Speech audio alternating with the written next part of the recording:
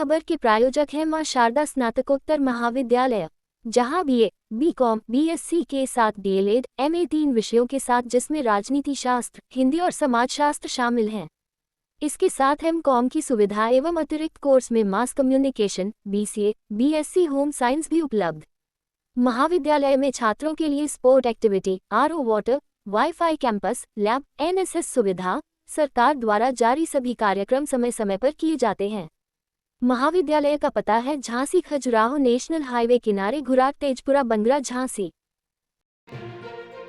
विगत दिनों medical college Jhansi से एक शर्मनाक मामला सामने आया था, जिसमें मध्य प्रदेश के छतरपुर निवासी शकुंतला पत्नी राजू नायक को गंभीर हालत में 3 मई को मेडिकल कॉलेज लाया गया था।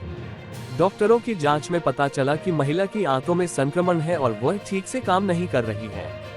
खून की कमी के चलते 8 मई को शकुंतला को खून चढ़ाया जा रहा था। हैरान कर देने वाली बात यह रही कि उस वक्त न तो कोई वार्ड बॉय था और न ही कोई अस्पताल कर्मचारी साथ गया। नर्सिंग स्टाफ ने महिला के 9 साल के बेटे को खून की थैली पकड़ाकर भेज दिया और पति राजू नायक को स्ट्रेचर थमाया। पति स्ट्रेचर खींचते हुए अपनी पत्नी को रेडियोलॉजी विभाग ले गया, जबकि मासूम बेटा खून की थैली हाथ में पकड़े उसके साथ चलता रहा। इस दृश्य को किसी ने मोबाइल में कैद कर लिया और रविवार दोपहर 4 बजे ये फोटो सोशल मीडिया पर वायरल हो गई। फोटो वायरल होते ही मेडिकल कॉलेज प्रशासन में हड़कंप मच गया।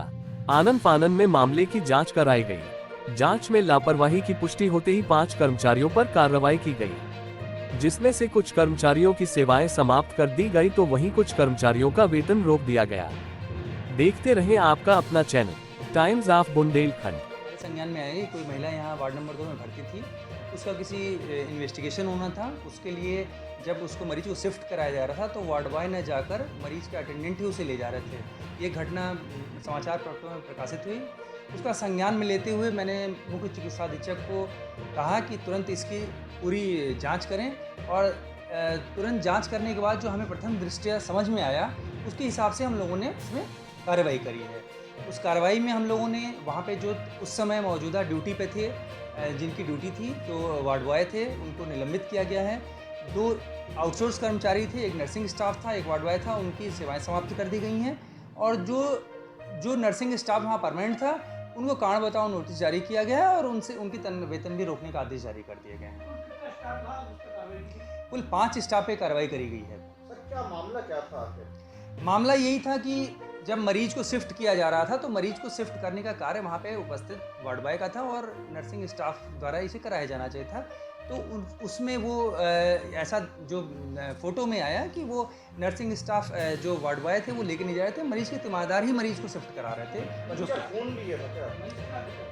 नहीं, मरीज को पेट का इन्फेक्शन था, उसे ब्लड ट्रांसफ्यूजन हो रहा था और उसमें कुछ इमरजेंसी में ट्रांसफ़र करना था, तो वो उसमें दिक्कत नहीं थी। दिक्कत ये थी कि उसको